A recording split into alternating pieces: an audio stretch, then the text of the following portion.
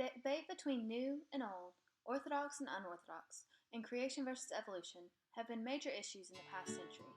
But the debate originated in the 1920s, and it divided the Protestant church and the nation as a whole.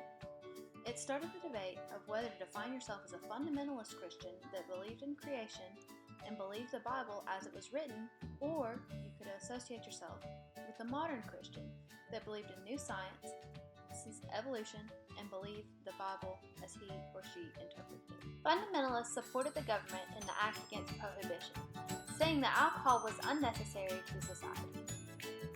Blue laws, more commonly known as Sunday laws, were the fundamentalist way of protecting Protestant morality. They restricted Protestants from engaging in activities on Sundays to encourage them to spend more time worshiping.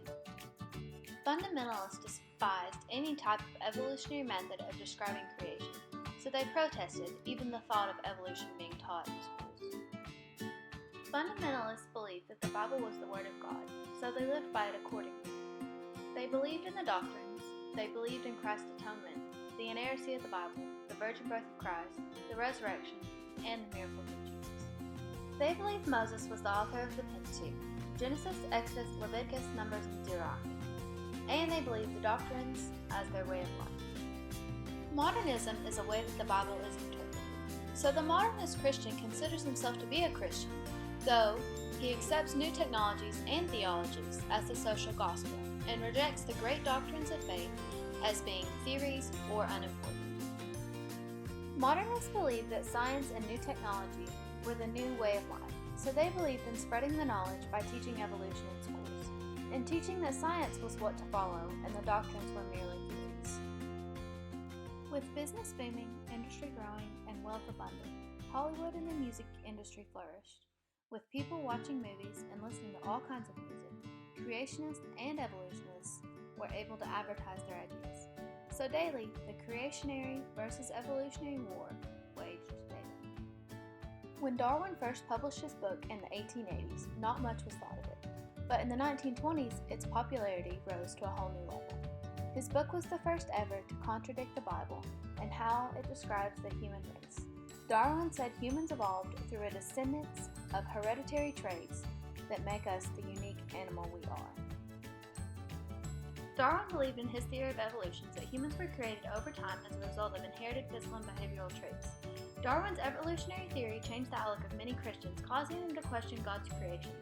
So from that, many hybrid evolution-creation theories were made. Many houses were divided, some believing in evolution, some believing in creation, while others believed in a hybrid of both. There was a large sway in the debate after World War I because women were the ones working and rearing children, and there was a large influx of blacks and immigrants in the large U.S. cities, so they had a much more liberal view on life than the young white men that were off in the war. While most of America during the war believed in a more liberal way of life, it was never really challenged until the war was over and the debate became an issue and sides were chosen. As you know, modernism and fundamentalism caused the church to split, but those two branches broke off again to form four main branches of Protestantism: the denominational conservatives, the conservative evangelicals, the moderate evangelicals, and the liberal Protestants. These small branches were united back into two groups. The liberals made up the Evangelical Alliance, and the conservatives made up the Presbyterian Alliance. With evolution growing in popularity, many fundamentalists encouraged, campaigned, and preached that Christians must read their Bible to know the real, quote, truth. While, on the other hand, modernists were spreading the new knowledge about evolution.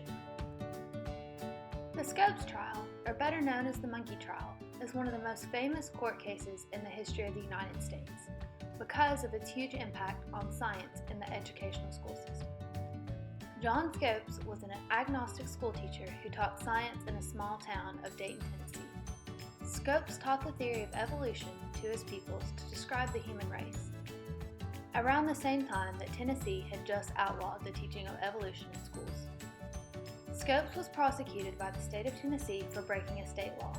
The case would broadcast across the country, and much of the nation followed the case rigorously. John Scopes was defended by a well-known agnostic attorney, Clarence Darwin. He made a very convincing case, but against the great state of Tennessee, he was not successful. Williams Jennings Bryan was the state attorney that fought against Scopes. He was a devout Christian and a pacifist that made a winning case for the state. Scopes may have lost the case, but he definitely won the argument. Over half the country sided with him, saying that evolution should be taught in schools and that the Bible is not a fit enough explanation for how humans are what they are. Christians deemed it a fiasco because of its huge impact on evolution.